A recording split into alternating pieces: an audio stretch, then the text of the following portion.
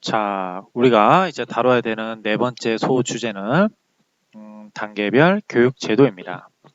자, 우리가 계열적으로 보면 초등학교, 중학교, 고등학교 이렇게 나오고 그 다음에 고등교육으로 들어가죠.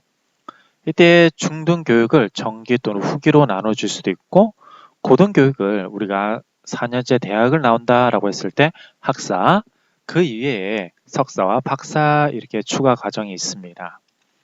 자, 여기 보시면 단계별 진급 또는 진학은 전 단계를 이수하지 않은 경우에는 허용되지 않는 엄격한 심사 체제를 가지고 있다.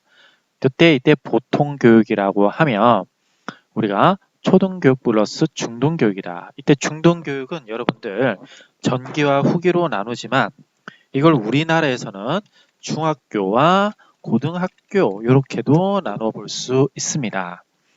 자, 그렇다면 다른 나라들은 어떻게 학기를 구성하고 있는지 한번 보도록 하지요. 자, 우리가 이렇게 이게 아니라 우리나라 학제를 이렇게 다른 나라와 비교 한번 해 보도록 하겠습니다. 제가 여기 있는 사이트에서 가지고 온 거고요. 여러분들이 출처를 보면 될 것 같아요. 자, 여기 보시면 이게 대한민국이죠. 그죠? 미국, 영국, 스위스 이렇게 나타내고 있는데 한국은 1948년에 법 제정이 되고 나서부터 많은 변화를 가져왔습니다. 자, 학제의 변화를 가져왔는데, 자, 우선 지금 현재는 어떠냐라는 거죠. 지금 현재는 자, 6, 4, 아니죠? 6, 3, 3, 4제예요. 그죠? 자, 여기가 초등학교, 중학교, 고등학교, 다음에 여기가 대학교 이렇게 나눠지는데 우리가 이 중학교와 고등학교를 하나로 묶어서 우리가 중등교육이다 라고 얘기를 하고요. 때에 따라서는 미국, 영국, 스위스에서는 이것을 어떻게 보고 있냐면 이렇게 보고 있습니다. 하이스쿨, 세컨더리 스쿨 또는 세컨더리 스쿨을 유퍼와 로우로 또는 영국에서는 64과 세컨더리 스쿨로 보고 있습니다. 자, 보통 이런 것을 전기와 이렇게 후기로 좀 나눠볼 수 있어요. 그죠? 자, 그러면 초등학교 우리는 이게 6년이죠. 자, 미국은 6년에다가 이렇게 8년이 더 있죠. 자, 그죠? 자, 다음에 여기는 primary school, 여기는 elementary school이라고 쓰는데 여기는 primary school이라고 쓰죠? 자, 우리는 elementary school을 쓰고 있습니다. 왜냐하면 미국 학제를 따라가기 때문에 그런 거예요. 자, 그래서 junior school과 infant school인데 이것이 유치원의 성격이 좀 강합니다. 그리고 나서 이제 4년 동안 흔히 말하는 초등학교를 다니고 근데 이것은 primary school이고요. 이렇게 중등교육으로 넘어가게 되는 거죠. 자, 그와 다르게 스위스는 그냥 primary school이라고 해서 infant school의 개념이 없이 그냥 쭉쭉 넘어가게 되는 겁니다. 자, 그렇다면 중학교는 어떻게 되느냐? 자, 이렇게 elementary school의 7, 8학년이 우리나라의 중학교의 1, 2학년하고 같죠. 반면에 미국은 그런데 영국은요. 이 7학년서부터 13학년까지가 쭉 나와 있어서 우리 학교의 고등학교 3학년보다 한 학년 더 하게 되는 거죠. 자, 여러분들 여기서 조금 이 A레벨은 12학년까지만 할 수 있습니다. 그죠? 그래서 이제 12와 13년 이렇게 좀 나눠져 있다. 그 다음에 스위스는 7, 8, 9, 10, 11, 12, 13 다시 롤에서 3년, 자 6파에서 4년, 총 7년이더라. 여기도 총 몇 년이더라? 6에서 7년이더라 라는 거죠. 아니죠. 8년. 자, 60폼 요걸 안 할 수도 있습니다. 6에서 8년. 60폼을요 12학년에 나올 수도 있고 13학년 마무리하고 갈 수도 있고 또는 이걸 안 가고 그냥 갈 수도 있어요. 자, 다음에 여기서는 4년. 여기서는 자 3년, 고등 3년, 중학교 3년. 이렇게 좀 나눠져 있죠. 자, 이렇게 해서 대학교에서는 한국은 4년, 미국은 역시 4년, 영국은 3년이 되어 있습니다. 3년이 되고 요즘에는 4년도 많아요. 그죠? 스위스에는 3년이고 역시 4년도 많습니다. 그죠? 자, 그렇다면 이렇게 학제가 다양하게 되어 있죠. 자, 그러면 우리나라 학제를 좀 더 깊숙이 한번 들여다보도록 하겠습니다. 이렇게 볼 수 있을 것 같아요. 그죠? 그래요. 자, 우리나라 학제는 이렇게 자, 여기 보면 한국 브리테크니커 브리테니커 회사에서 이렇게 나온 겁니다. 자, 제가 출처를 이렇게 찾아봤는데요. 원래 교육부에서 92년도에 한국 교육에 냈던 것들을 대상으로 한번 찾아보겠습니다. 여기 보시면 취학전 교육이죠. 이 연령이에요. 취학전 교육은 5살까지 이렇게 합니다. 그죠? 뭐 1, 2학년은 예를 들자면 이렇게 돼 있어요. 예를 들자면 유아원, 그죠? 여기는 유치원. 자, 요게 유치원은 좀 첨예하게 대립되는 게 뭐냐면 유치원에서는 교육부가 담당하고요. 자, 유아원에서는 보건복지부가 담당하고 있어요. 그래서 이걸 통합하자라고 하는 말이 이제 나왔죠. 그래서 2020년 지금 현재 누리 과정이 있어서 자, 이것을 이렇게 한 번에 들을 수 있게끔 만들어줬다라고 보시면 될 것 같아요. 자, 이런 통합에 대한 말은 지금도 굉장히 첨예하게 대립되고 있습니다. 그죠? 왜냐하면 유치원은 학교로 들어가는데 자, 유아원은 학교로 들어가지는 않아요.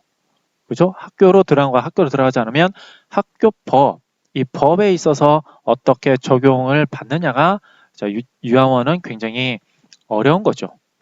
자, 그러면 초등교육기관은 6년, 자, 그 다음에 중등교육기관도 6년인데 3년씩 이렇게 나눠지죠. 자, 그 다음에 고등교육기관은 이렇게 나와 있는데요. 이건 대학교와 자, 4년 끝나고 나서 뭐 계속할 수도 있겠죠. 지금 여기서 연령은 여러분들 음력이 아니라 양력을 사용한 겁니다. 그죠? 그래요. 자, 그렇다면 유치원이 이렇게 되어 있죠. 취학전에는. 그 다음에 초등학교가 있는데 초등학교 상급 기관은 공민학교가 있어요. 그죠? 그리고 특수학교는 우리가 좀 장애 학생들 있죠? 그죠? 장애 학생들에 대해서 이렇게 돼 있습니다. 대전 같은 경우는 뭐 원광, 해광 학교 뭐 그런 것들이 되겠고요. 그 다음에 12살쯤이 됐을 때, 그죠? 12살쯤이 됐을 때 이제 학년이 6학년을 넘어서 7학년으로 됐을 때, 그죠? 많이 해요. 그러니까 이때는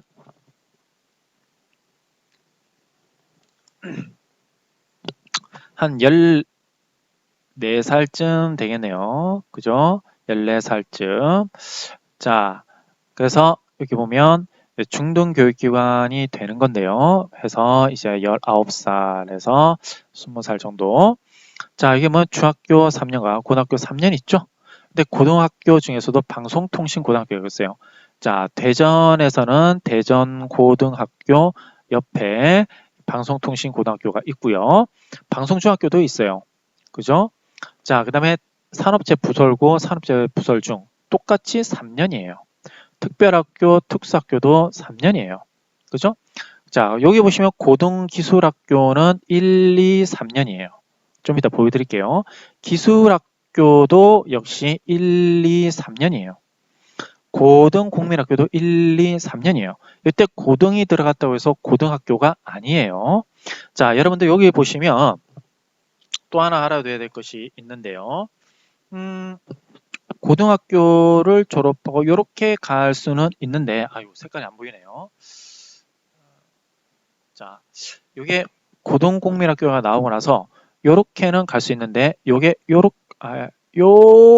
가기 위해서는 다시요. 요게 요렇게 해서 요렇게 1학년으로 들어가기 위해서는요. 검정고시를 봐야 됩니다. 그죠? 그러니까 고등기술학교 가는 건 문제가 없으나 자, 고등국민학교 나와서 고등학교 가는 걸 검정고시를 봐야 되는 거죠. 자, 그 다음에 이런 것들을 우리가 각종 학교라고 얘기할 수 있고요. 대학교는 그러면 어떻게 되냐? 자, 19살에서 20살 넘어간 경우죠. 그래서 이 모든 것들이 고등교육기관이라 할 수 있는데요. 자, 대학교가 있고요. 대학교는 우리가 4년에서부터 6년이에요. 그죠? 자, 1, 2, 3, 4죠. 그 다음 왜 6년이냐면, 자, 5년제도 있어요. 자, 보시면, 여러분도 알고 계시겠지만, 자, 이렇게 나눠볼 수 있습니다. 자, 일반 대학교는 4년이고요. 자, 의대라든지 약대 같은 경우, 수의대 같은 경우는 6년이고요. 건축학과 같은 경우는 5년이에요. 그죠? 자, 그 다음에 여기 보면 석박 과정이 되겠죠. 그죠? 근데 여기 교육대학원도 있고요. 사범대학도 있고요. 전문대학이 있어요. 전문대학은 자, 2년에서 3년이에요. 그죠? 치기공과라든지 물리치료학과, 간호학과 같은 경우는 3년이고요. 뭐 뷰티 예술학과 같은 거는 예를 들면 2년이고요. 자, 그다음 방송통신대학도 역시 이랑 모든 과들을 포함한 이런 건 없죠. 자, 방송 이런 것이 있기 때문에 2년에서 몇 년이 되는 겁니까? 최대 4년이 되는 거죠.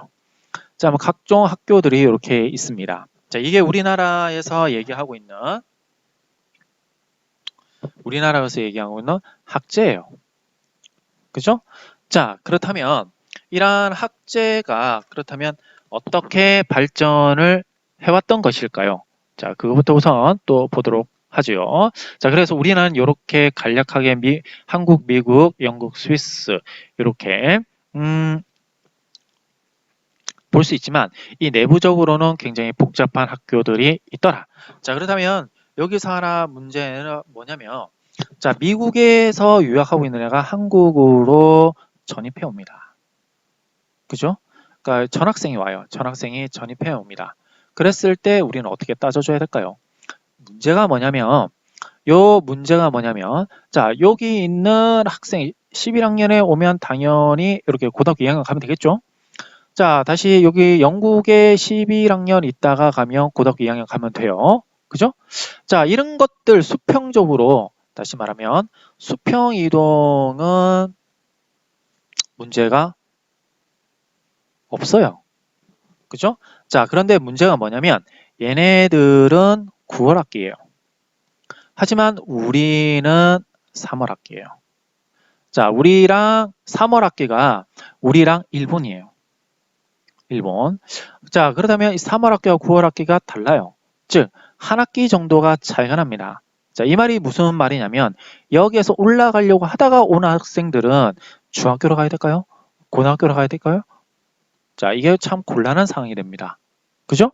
자, 그래서 우리가 9월 학기로 이렇게 회귀하자라고 얘기했어요. 특히 어떤 이런 말이 더 나왔냐면 자, 온라인 교육 때문에 그런 거죠. 자, 온라인 교육 때문이 아니고 자, 뭐 때문에면 코로나 그죠? 바이러스 때문에 자, 개학이 연기가 됐어요.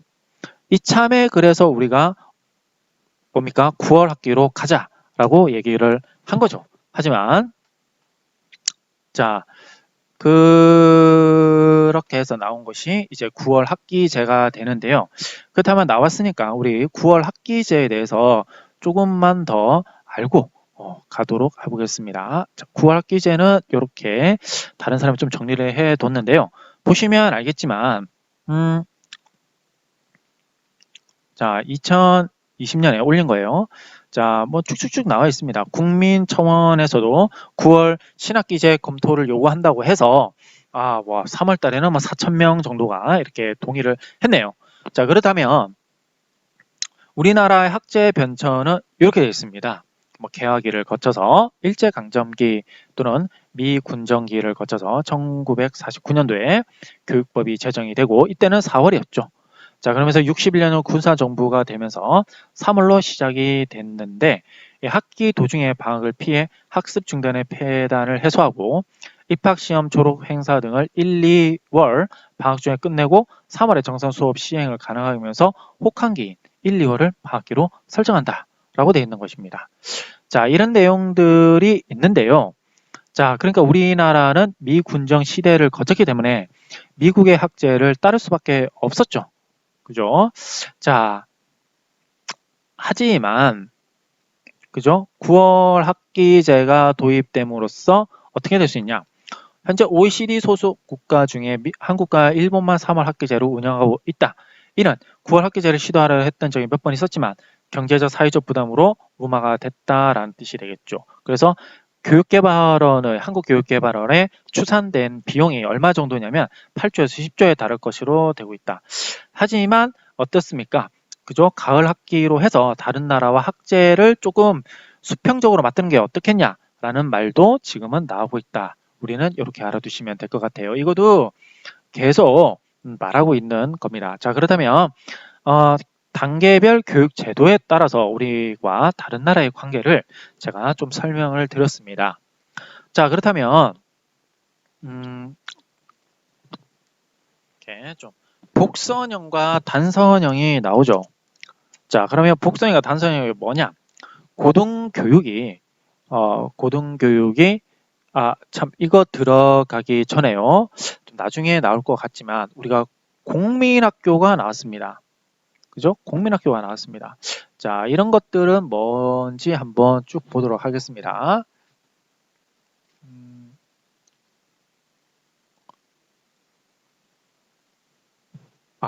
자, 요거 하나 안 보여드렸네요.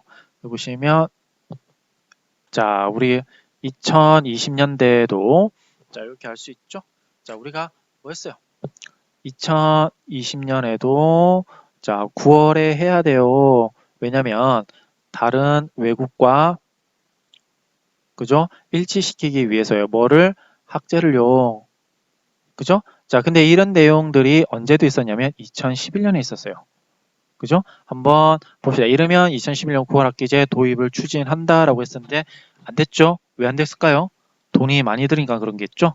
자, 그래서 쭉쭉 나와 보시면 이렇게 뉴스가 있고요. 기존의 학제를 근본적으로 바꾸는 방안도 장기적으로 함께 추진됩니다. 그래요. 자, 그렇다면 여기 보시면 9월 학기제 전환에 따른 여론이 있어 단기 과제로 올 연말까지 방침을 정할 생각입니다. 언제요? 2006년에요. 2006년에 그런 내용이 있었다라는 것이 되겠죠. 하지만 안 됐죠. 그죠? 자, 그러면서 이때 나왔던 말이 뭐냐면 초등학교 과정을 1년 줄이고 대신 고등학교를 1년 늘리는 방안, 중학교를 1년 늘리고 고등학교를 1년 줄이는 방안 이런 식으로 쭉쭉 나왔습니다. 그렇다면 보시면 알겠지만 2006년도만 그러냐? 아니지요. 아닙니다. 자, 그렇다면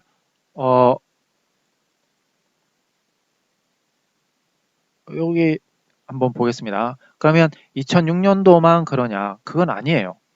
그래서 가져와 봤죠. 잠깐만요. 자, 여기 학제 개편이라고 제가 다른 걸 친 것이 아니고요. 네이버에서 그냥 학제 개편이라고 쳤습니다.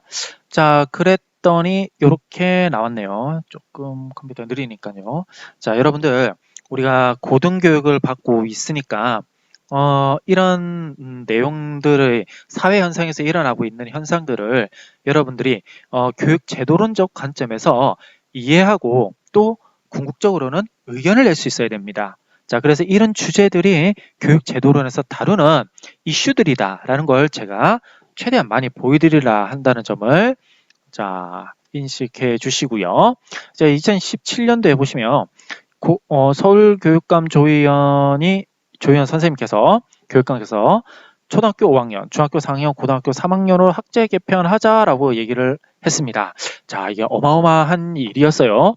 자, 왜 그러냐면 이게 과연 될까라고 생각을 했는데, 자, 왜 그렇습니까? 우리가 여기다가 교육 제도라고 하면 어떤 걸 말을 한다고요? 그렇죠, 여러분들. 국가가 교육의 내용을 기준으로 정하는 거더라라는 거죠. 그죠? 자, 그런데 서울교육감입니다. 그죠? 지방에서 이걸 할 수 있을까라는 내용이었는데요. 아무래도 우리나라 인구의 거의 반이 서울에 살기 때문에 이렇게 주장을 할 수 있었다라고 생각이 드는데요. 자, 2000 언제라고요? 17년이죠. 쭉쭉쭉쭉 내려와 보시면 여기 봅시다. 조 교육감은 앞서 안철수 국민의당 전 대표가 제시한 초등 5년, 중등 5년 진로학교 2년과 관련해 본인의 K543 학제 개편안이 더 현실적인 아니라고 언급을 했다라는 뜻이 돼야 되겠죠. 그러면서 교육부의 해제적 재구성은 불가피하다며 해체적 재구성은 불가피하다. 이때 해체라는 것은 6334제를 해체해야 된다라는 거예요. 교육부의 초중등 교육 관련 권한을 교육감에 이양해. 왜 그러겠어요? 교육제도는 국가가 해야 되는데, 그죠?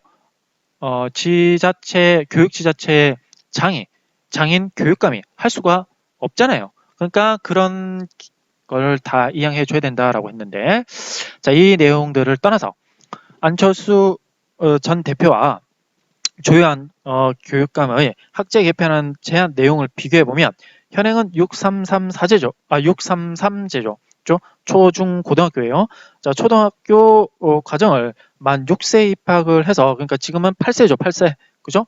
자, 6년간 다니고 있다가 중학교 과정에서 이제 12세에 만 입학을 하고 3년을 다니고 고등학교 3년 한 다음에 사회 진출하자라고 하면 어떻게 되는 겁니까?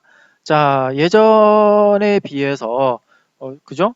자, 요때 이제 뭐가 됩니까? 사회 진출하는데 요만큼 사회 진출하게 되면 빨라진다라는 것이죠.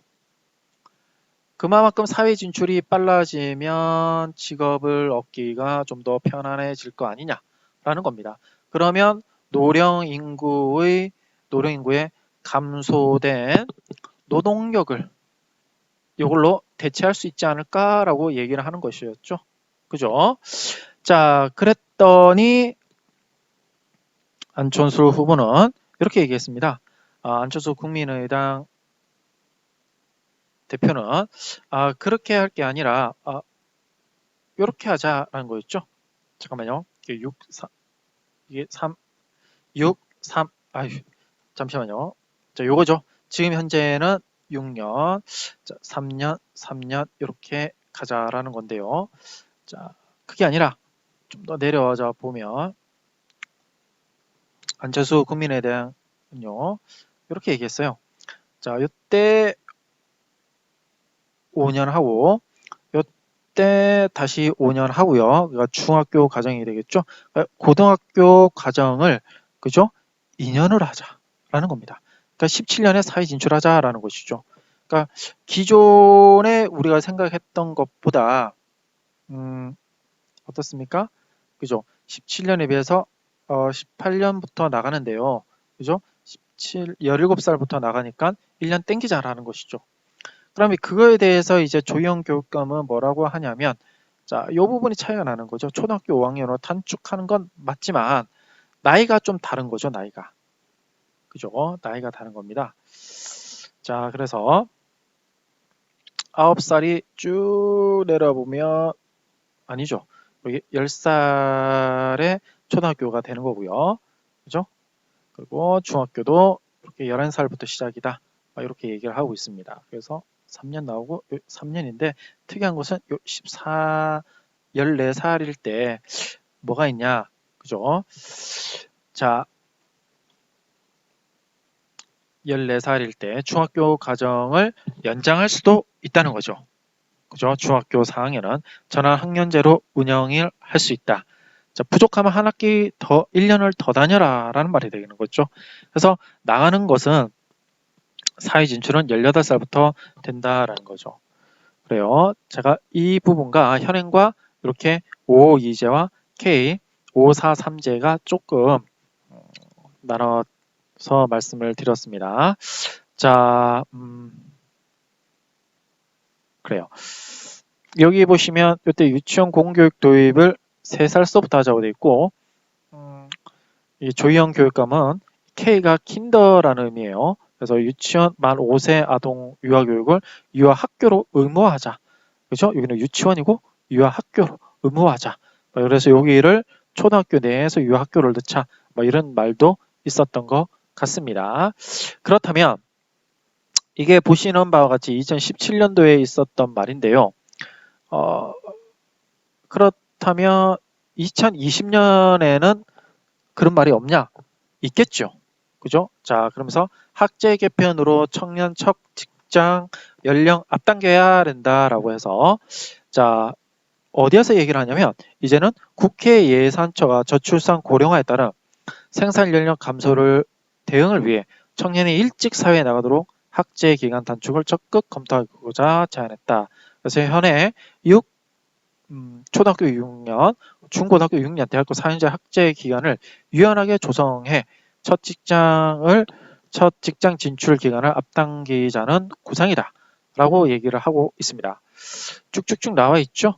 자, 그렇게 함으로써 구체적으로 청년층이 보다 이른 시기에 첫 직장에 들어가기 위해서는 일할 의욕을 줄 수 있는 안정적이고 괜찮은 일자리 창출을 모색해야 한다면서 예컨대 학제 기간의 조정, 학력 수준 임금 격차 해소, 직업 군인제로의 전환 등을 중장기적 검토할 필요가 있다고 제안했다라고 해서 보시면 알겠지만 교육에서는 이렇게 17년부터 해서 22년까지 그렇다면 계속적으로 이 학제에 관한 내용들에 대해서 말을 하고 있다라고 보시면 되겠지요. 좋아요. 자, 그러면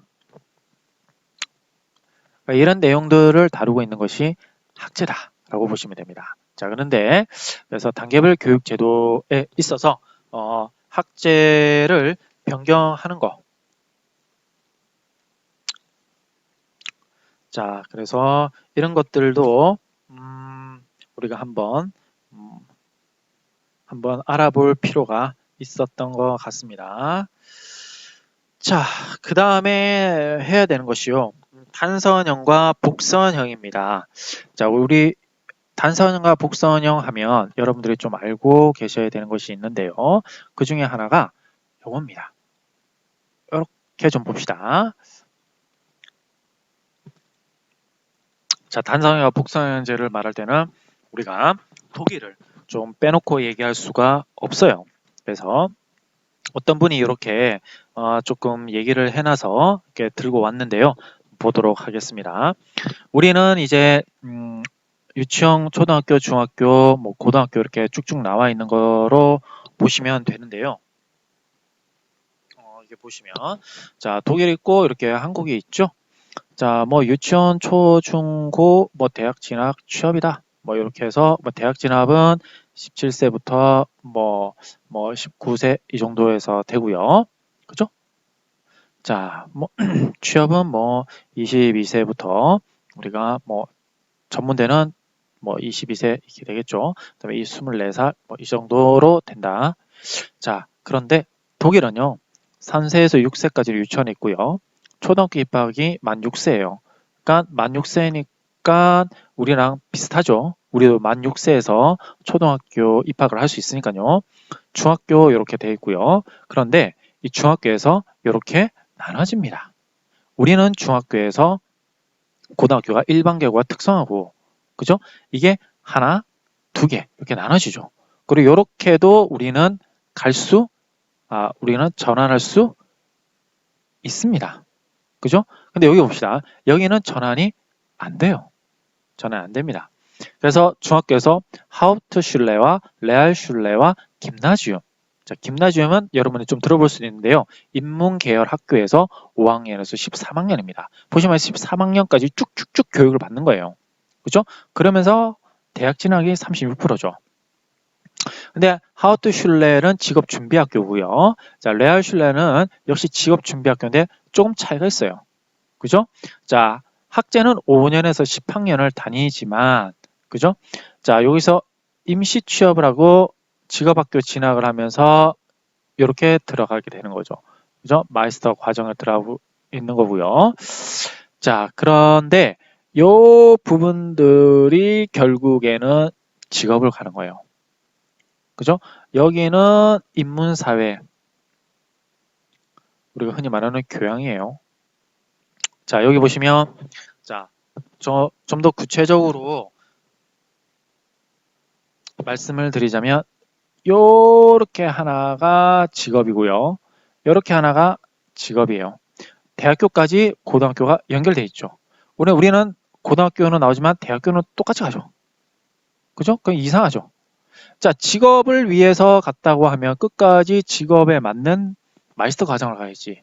왜 이것이 우리는 요거도 특성화고가 직업에 가는 거죠. 그런데 일반 계고와 마찬가지로 대학을 진학합니다. 이게 다르죠. 자, 우리는 그래서 독일이 완벽하게 이렇게 나눠져 있죠. 이게 뭐라고 하냐면 우리가 단선제가 아니라 그죠? 이것은 복선제다라고 얘기할 수 있습니다. 다시요. 교양과 그죠? 직업이 나눠져 있다. 교차가 이렇게 안 됩니다. 그죠? 우리는 일반 고등학교 특성을 보고 있지만 이렇게 교차가 되죠. 근데 대학을 똑같이 진학을 해요. 그러니까 이것은 단선제 아니냐라고 얘기가 돼 있습니다. 물론 이렇게 고등학교를 나눠줘서 이것은 양성제 아닌가요? 라고 하는데 자, 여기 보시면 알겠지만 이렇게 고등학교 나와서 직업계 고등학교 비슷하게 나와서 직업계에 맞는 대학을 들어가는 라인이 다르죠. 그죠? 그거에 비하면 우리는 모두 다 대학 진학을 하고 있다는 점에서 다릅니다. 그죠? 그래서 이것은 완벽한 복선제라고 얘기하기 어렵다라고 할 수 있습니다. 그래서 이걸 갖다 직업교육과 인문교육으로 나눠져 있고 우리는 직업교육과 인문교육이 나눠져 있긴 하지만 대학교에서 공이 똑같이 보고 있더라라는 거죠. 그죠? 그렇다면 여기 보시면 이게 이제 2010년도에 대학 진학률은 우리는 이제 80% 이상이 되고 있더라라는 거예요. 근데 독일의 실업률은 이렇게 쭉쭉 유럽 지역에 비해서 낮아지고 있는데 과연 우리는 대학 진학률은 떨어지면서도 독일의 실업률이 낮아지는 것만큼 취업을 잘할 수 있느냐라는 이런 문제점을 제기하고 있는 그래프인 거예요. 자, 그렇다면 단성형과 복성형은 구체적으로 어떠냐?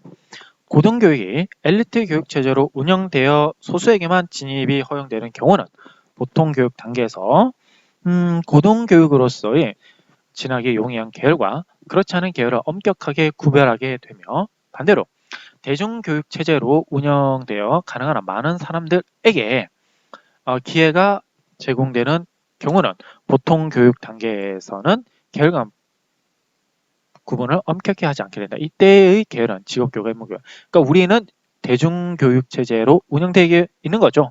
그러니까 어떻게 보면 단선형에 가까운 거죠. 그죠? 그래서 직업과 인문교육을 왔다 갔다 할 수 있는 것입니다. 그래요. 그래서 자, 독일 그 학제와 비교하여 우리나라 학제의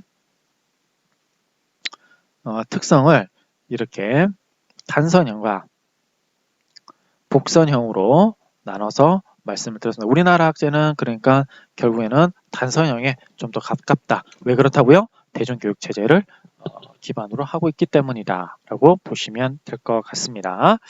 자, 여기 보시면 교육제도의 형성 과정이 나오는데요. 뭐 고대 교육제도도 나오고 뭐 서양과 동양으로 나눠서요.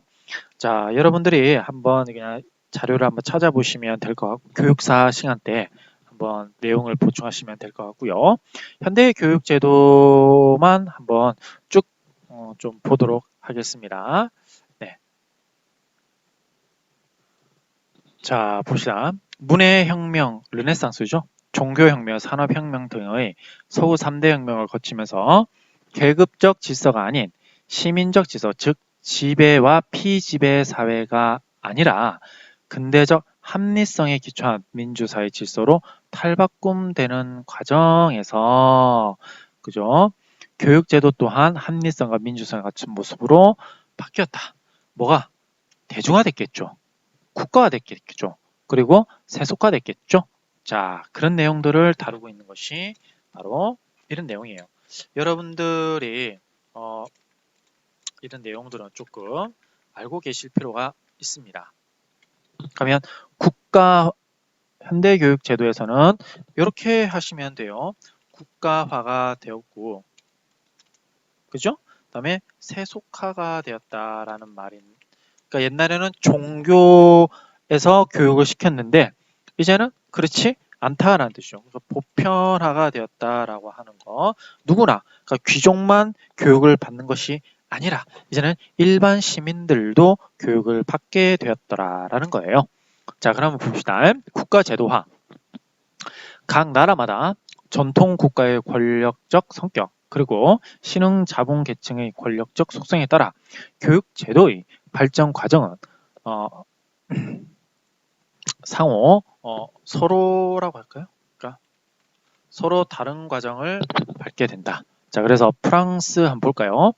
신흥 자본가가 계급의 교육에 대한 지배권 확보가 교회 교육권으로부터 독립이 되고 이는 곧 뭐를 유발시켰냐면 비교적 분권적 교육 제도로 발전이 되었던 것입니다. 이에 반해서 프랑스와 프러시아는 자본의 형성이 절대 왕권과 자본가와의 연대하에 교회에 대립되는 상황에서 이루어졌기 때문에 국가 주도형의 근대 교육 제도가 형성되고 비교적 중앙 집권형의 교육 체제로 발전하였다라는 뜻이 되겠죠.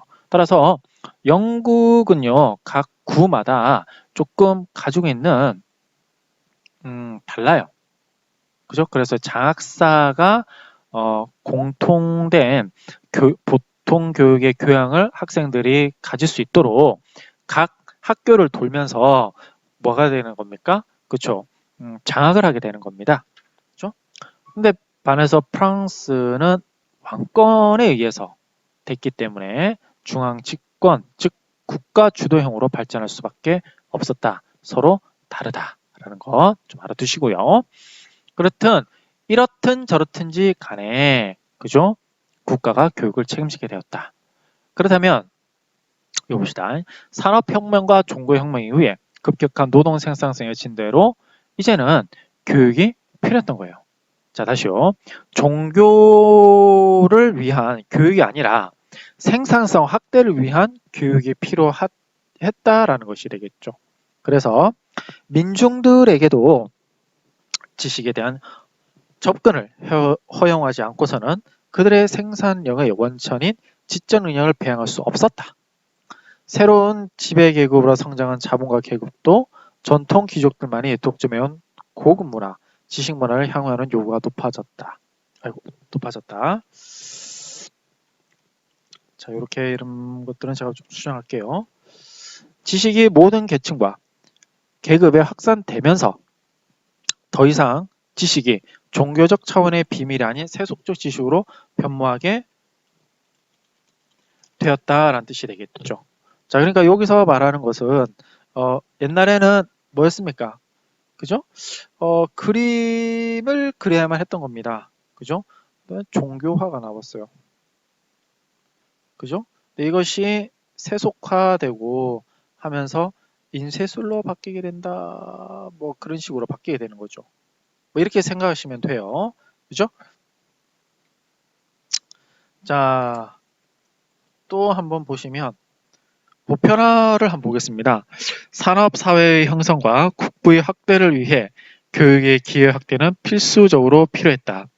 동시에 시민혁명을 통해 확립된 천부 인권으로서의 교육은 국민의 기본권이 되었으며 국가는 모든 국민에게 일정한 교육계획을 제공한 의무를 갖게 됐다. 이게 보편 교육이 된 거죠. 아시죠? 국가 제도화로 시키면서 그죠? 세속화를 하고 그리고 이제 종교가 아닌 거예요. 종교적 의미가 아닌 겁니다. 자, 이제는 중심이 신이 아니라 인간이 된 거예요. 그러니까 인간 사회에 필요한 것들, 법이라든지 어떤 기술, 뭐 그런 것들을 발전시키게 되는 거죠. 그러면서 이제는 누구나 배우게 만드는 것입니다. 그죠?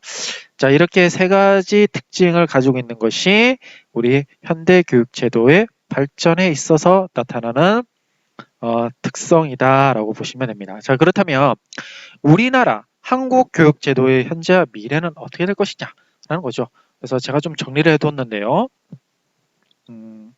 이렇게 한번 보겠습니다.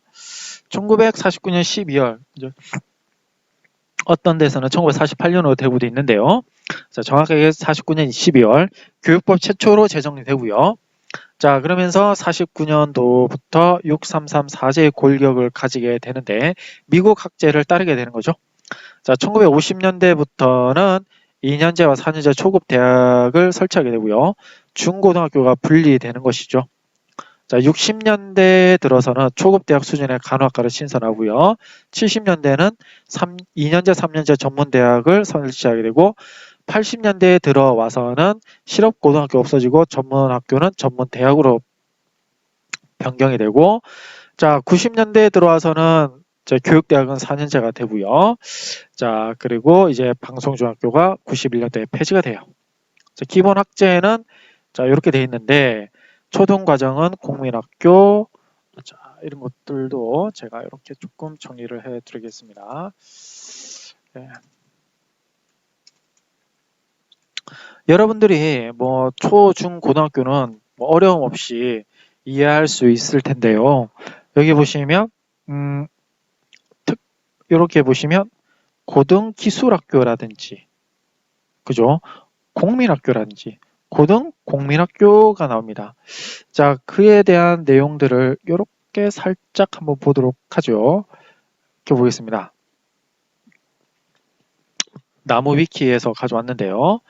자, 고등공민학교는 뭐냐? 중등교육기관으로 분류가 되지요.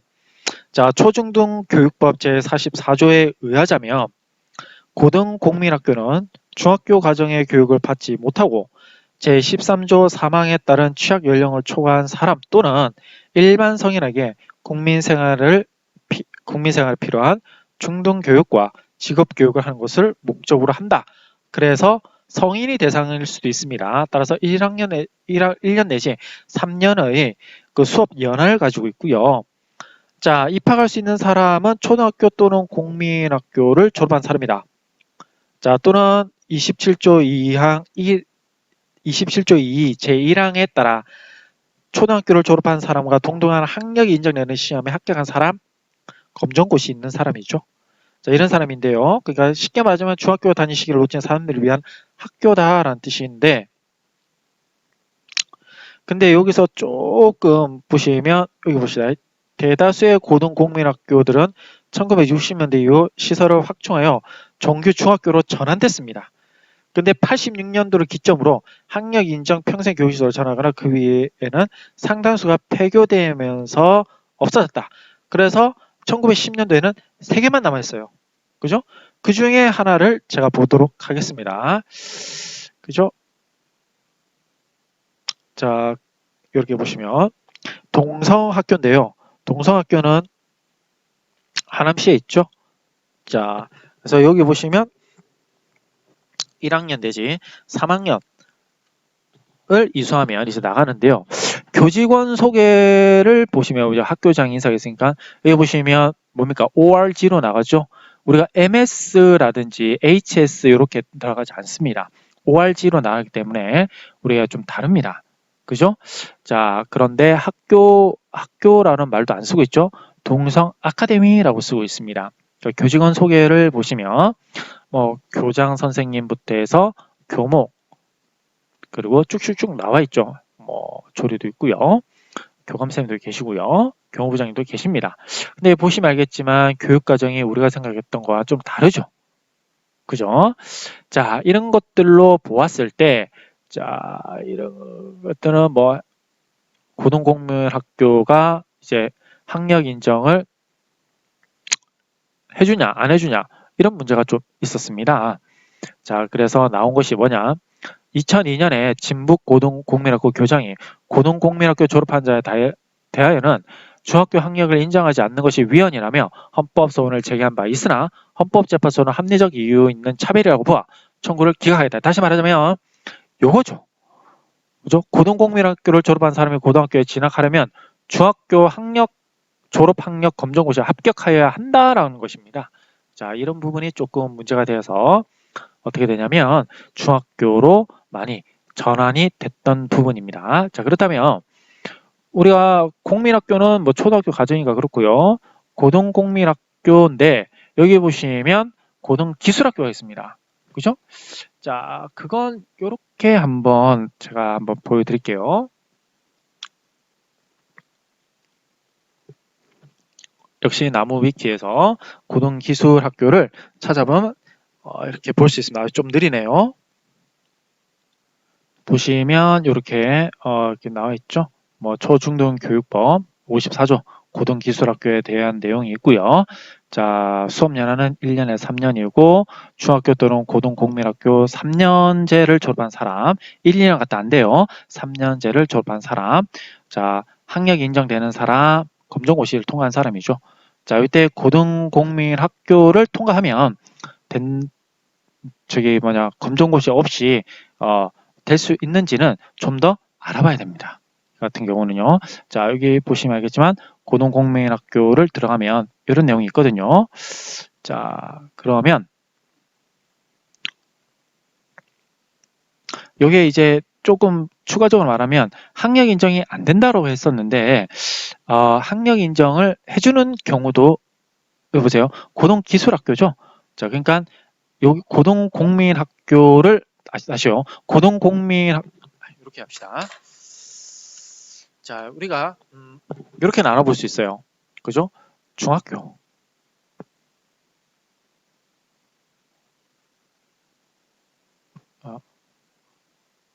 중학교. 자, 이게 고등학교. 자, 여기가 고등공민학교. 자, 여기가 고등기술학교. 자, 이렇게 가면요. 오케이. 이렇게 가려면 검정고시를 보셔야 되고요. 이렇게 가려면 오케이. 자, 이렇게 가려고 하면요. 오케이. 오케이가 되는 거죠. 그러니까 고등공민학교에서 고등학교는 검정고시를 봐야 된다라는 겁니다. 이것이 2002년도 판례에 나와 있는 것이죠. 그죠? 그러다 보니까 고등공민학교가 많이 없어졌죠. 그래서 뭐 지금 나와 있는 아까 말씀드렸듯이 동성학교는 MS라는 걸 쓰지 않고 뭐 ORG라고 쓰고요. 학교라는 말을 쓸 수가 없고 뭐 아카데미다라고 써야 된다라는 겁니다. 자, 이런 것들도 한번 생각해 보시고요. 그러나 이러한 학교들이 분명히 우리의 교육을 차지하고 있었다라는 겁니다. 그러면 이제 여기 봅시다. 요 부분도 중요해요. 공장이나 사업장을 설치 경영하는 자는 고등기술학교를 설립 경영할 수 있다. 자, 그러면 요 공장이나 사업장에서 직업기술 교육 목적으로 설립한 중등학교 일종으로 일부는 전공대학으로 전공한 학교가 있다. 바로 이 6가지가 있는데요. 그죠? 자, 여기 보면 한국제과학교라고 되어 있습니다. 여기도 보시면 알겠지만 홈페이지가 or.kr이죠. 풀무원 고등학교는 이렇게도 나올 수 있고요. 자, 미용고등학교는 자, 이렇게 컴으로 쓰고 있네요. 한진고등기술학교는 go.kr로 쓰고 있습니다. 아니죠. 이건 이제 좀 이따 보여드리고요. 이것은 스쿨인포에서 좀 보여드리려고 하는 겁니다. 그래요. 그렇다면 제과학교, 한국제과학교, 한국제과직업전문학교라고 나와 있는데요. 자, 1년 정규 관정이고요. 자, 쭉쭉쭉 나와 있습니다. 그래서 자, 자격증을 취득하기 위한 학교더라라는 것입니다. 그래서 뭐 교직원과 임원 소개를 해드리면 그죠?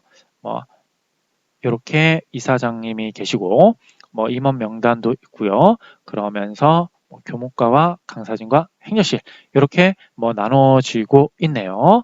자, 이게 아까 말씀드렸듯이 고등기술학교입니다. 자, 풀무원 농업고등기술학교가 되어 있는데요.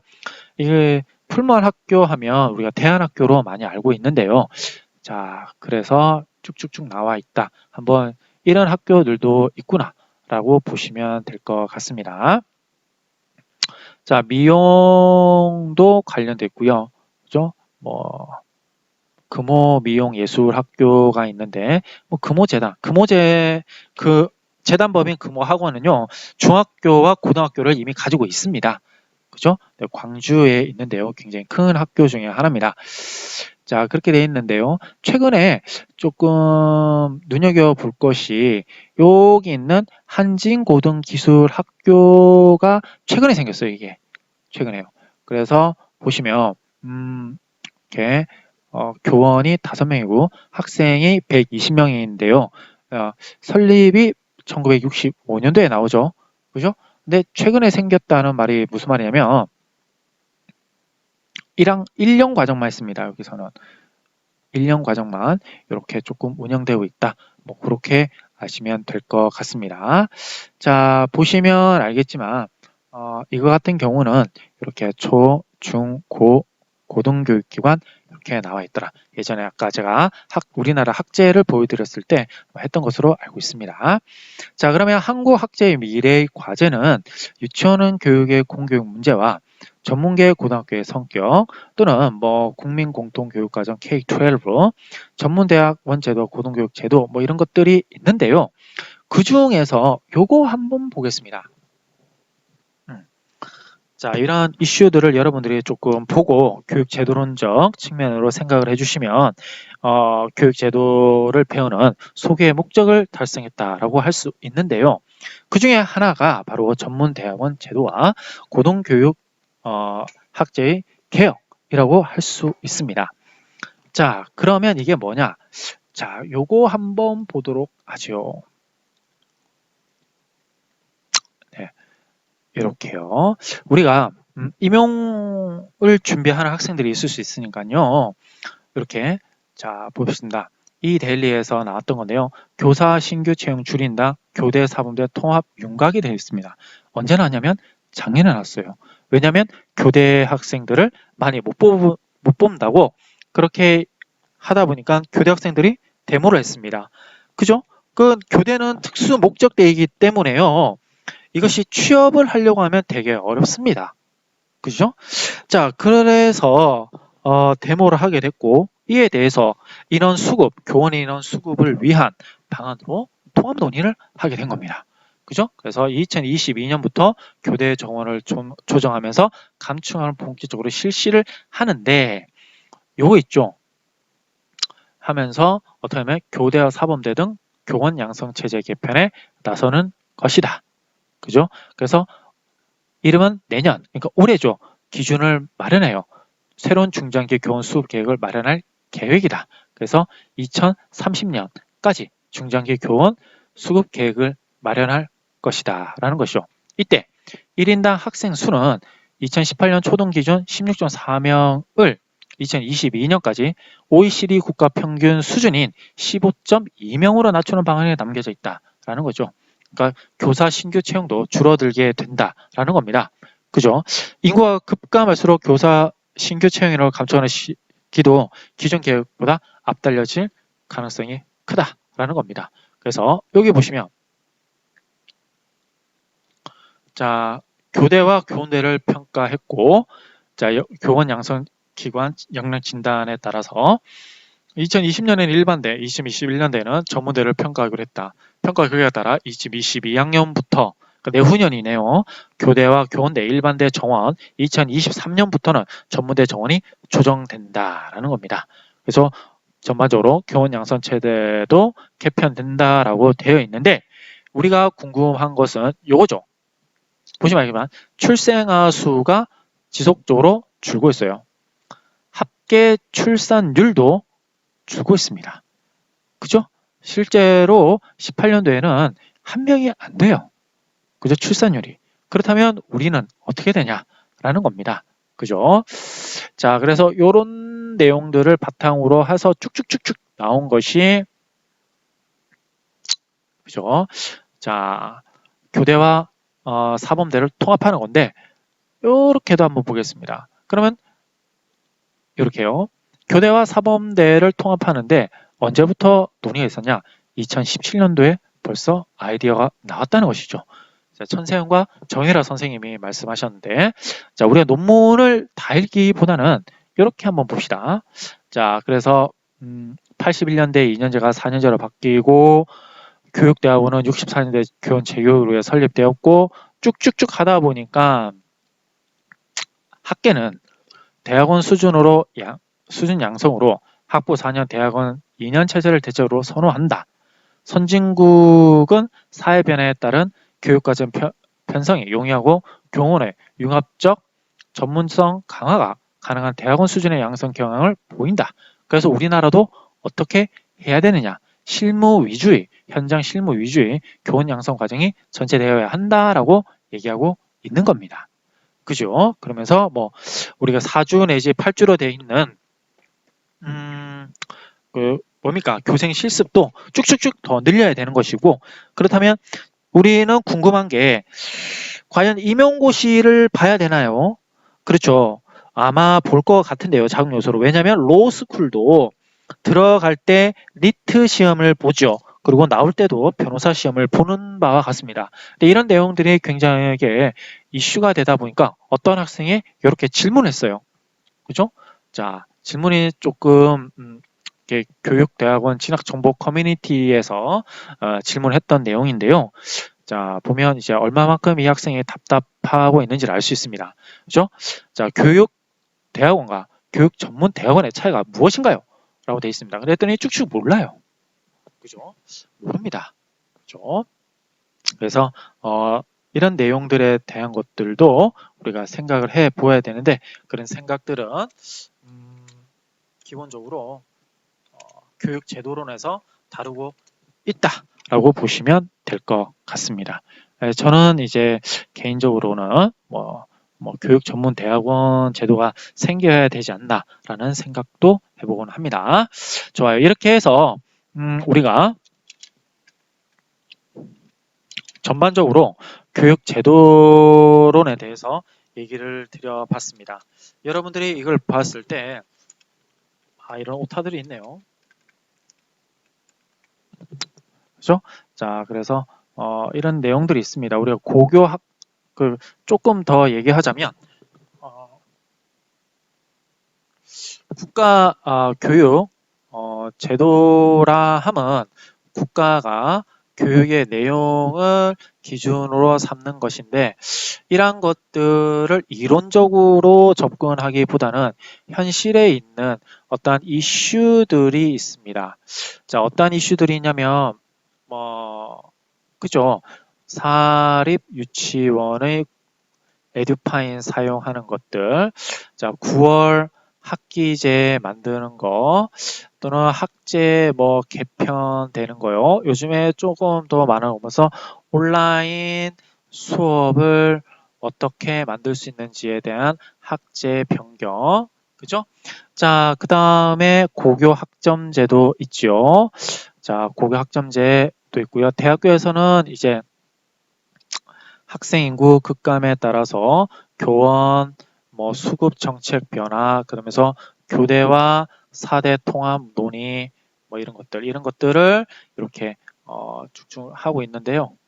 자, 이런 것들을 이제 국가 단위에서 내용, 자, 평가라든지 방법이라든지 과정이라든지 이런 내용에 대한 기준을 적용하는데, 이때 기준을 적용할 때는 그죠? 기준을 이렇게 적용할 때는 여러 사람의 논의, 합의를 바탕으로 해야 되겠죠.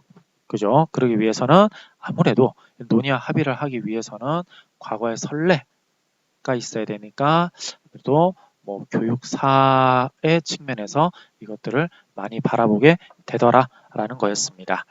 자, 오늘은 여기까지만 하고요. 수업이 좀 길었는데 수업 듣느라고 고생이 많았습니다. 우리 다음 시간에 또 재밌게 수업할 수 있도록 하겠습니다. 자, 고생